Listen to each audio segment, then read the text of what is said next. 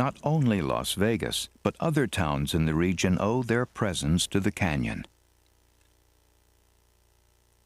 Lying at its eastern end, 40 years ago, the town of Page didn't exist. One of the driest environments on the face of the planet, it is not a place you would immediately associate with well-manicured golf greens. But they're here. Today, technology means man can impose himself and his pursuits on the landscape, even building golf courses in the desert. Page and its golf course, just like Las Vegas and its lights, exist because of the Glen Canyon Dam. 10 million tons of poured concrete, pinned into 700-foot sandstone cliffs. The Glen Canyon Dam near Page was completed in 1963 and generates enough power to supply millions of city dwellers. It's a staggering feat of engineering, and during the lean 1950s provided Larry Sanderson with a living. From river running, he turned to high scaling. High scalers, a special breed of men, are needed for the canyon conquest.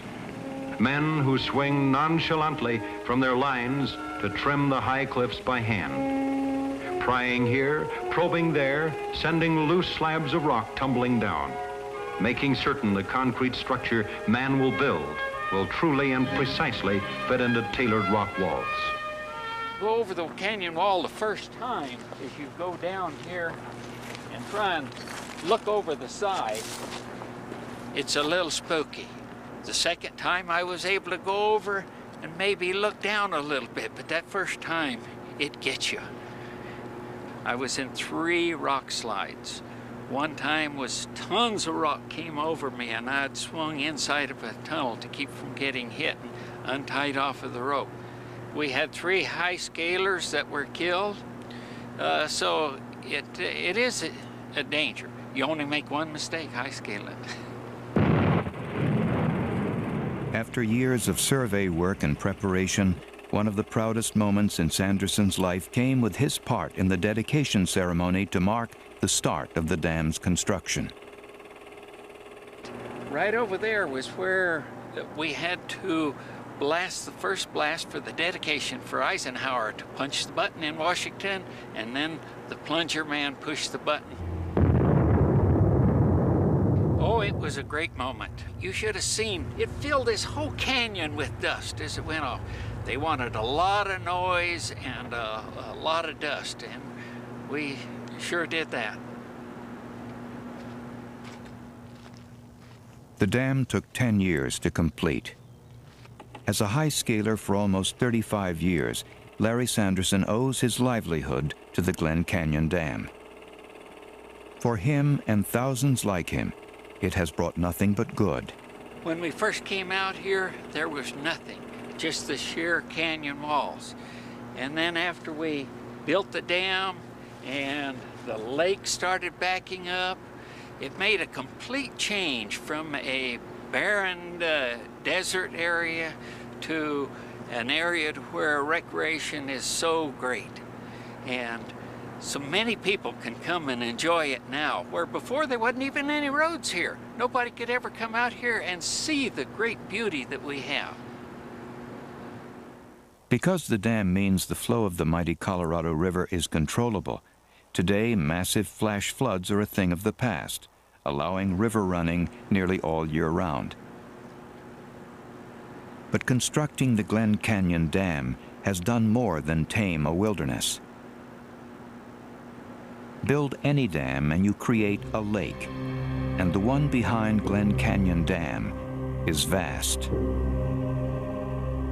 This is Lake Powell.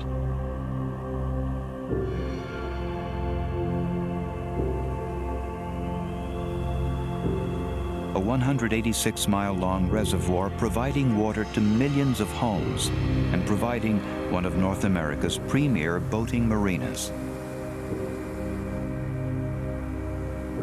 But its waters hide a secret sacrificed in the name of progress. Under the waters of Lake Powell lies the old canyon. Inserting the dam like a 300-foot thick concrete plug has had the effect of drowning this immense section of canyon, creating in its place a 600-foot deep reservoir with a shoreline almost 2,000 miles long. It's a playground that brings pleasure to millions, but there are those to whom constructing the dam has come at a heavy price. A few sections of Glen Canyon survived the drowning, though the vast majority was lost beneath the lake.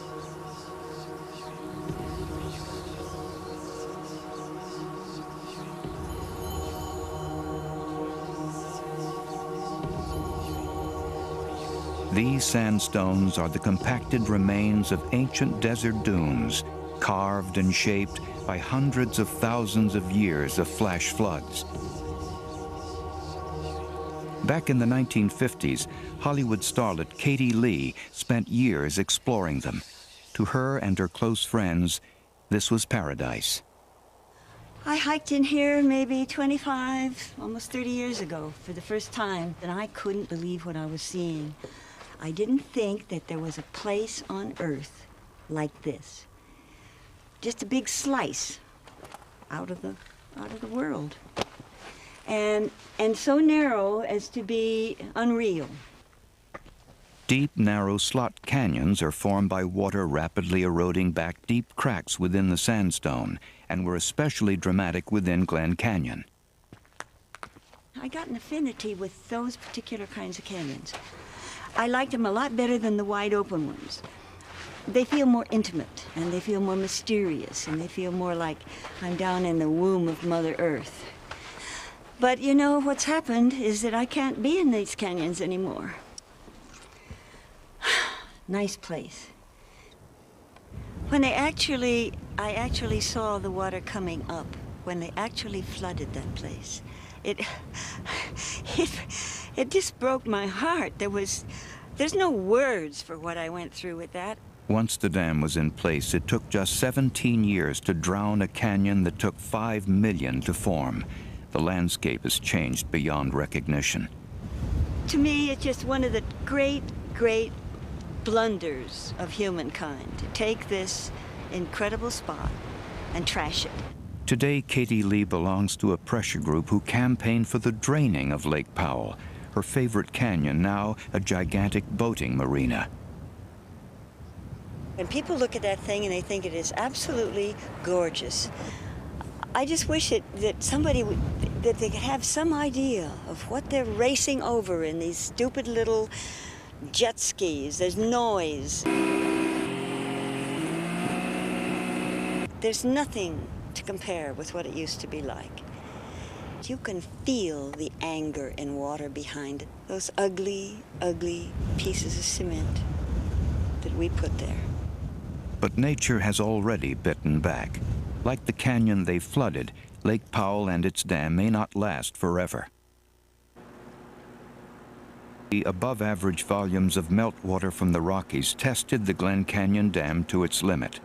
Desperately attempting to relieve pressure and rapidly rising water levels, every available overflow was opened.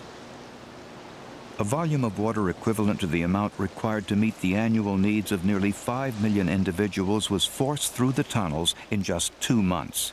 As it did so, first concrete, then underlying sandstone were spat into the canyon below.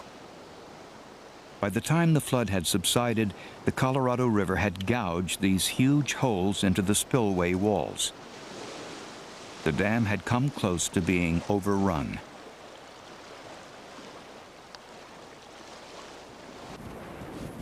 To this day, the dam is waging a war with the forces of nature. Sandstone, the very rock within which it sits, is by nature porous. Today, water constantly pours into access tunnels deep within the bowels of the dam. Along the exterior cliff walls, it exploits any weaknesses within the rock. Slowly, the irresistible force of the river is finding its way through. and it's a process that's nothing new.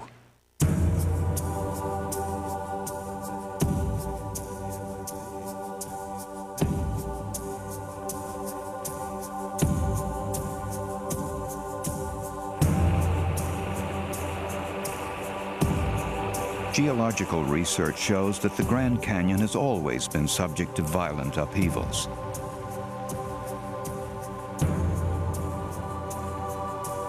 Perhaps sooner or later, the Colorado may one day sweep away the Glen Canyon Dam.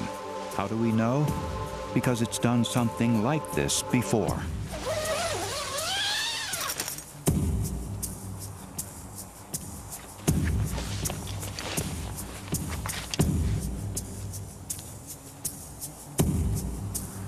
Geologist Ivo Lukita considers that here at Taraweep on the Grand Canyon's north rim is the best evidence yet that in the past, amazingly violent events shaped the canyon's future, in relation to which mankind's impact is nothing.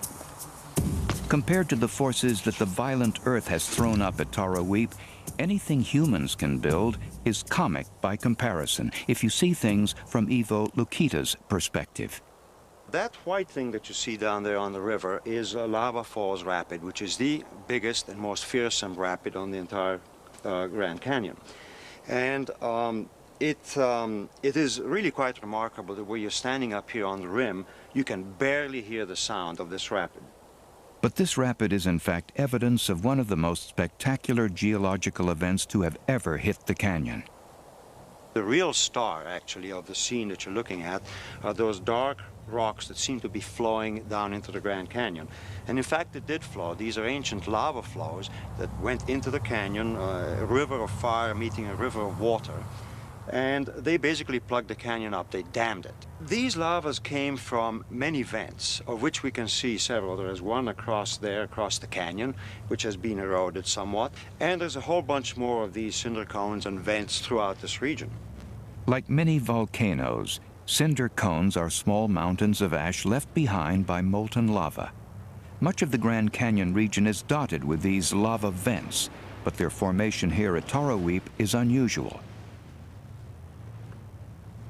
Geological fault lines crisscross the canyon and form when tectonic activity causes plates of rock to split and offset. At Taraweep, the plates of rock either side of the fault line were then stretched apart, allowing lava to escape up from the molten magma beneath the Earth's crust, leaving behind the cinder cones we see today. 500,000 to a million years ago, when these lavas were flowing into the river, it must have been an absolutely awesome sight. The lava spewing from such volcanic eruptions would have created a dam twice the height of Glen Canyon, flooding an area 3 times the length of Lake Powell. Compared to any man-made dam, the impact on the ecology of the canyon must have been devastating. But over a mere few thousand years, a split second by geological standards, the Colorado River simply eroded the lava dams away. This canyon, this river, has experienced many, many damming events in its history, from lava flows and other things. And it has overcome these obstacles many times and quite rapidly. It means that species, the ecosystem that's in the canyon, has evolved to cope with these kinds of events. So presumably the ecosystem will learn to cope with this particular dam also. And Glen Canyon Dam, from the geological perspective, from the non-human perspective, is just a mere incident, something that happens in a twinkling of an eye and is gone. But the day might come when the dam is sitting there, a huge concrete monolith, and the buttresses into which the dam is built are simply gone. Dams made from harder stuff than concrete, dams twice as tall and twice as thick as any modern-day examples, were easily swept away by the Colorado River. The huge volume of water that had built up drained away, tearing through the canyon in a massive flood.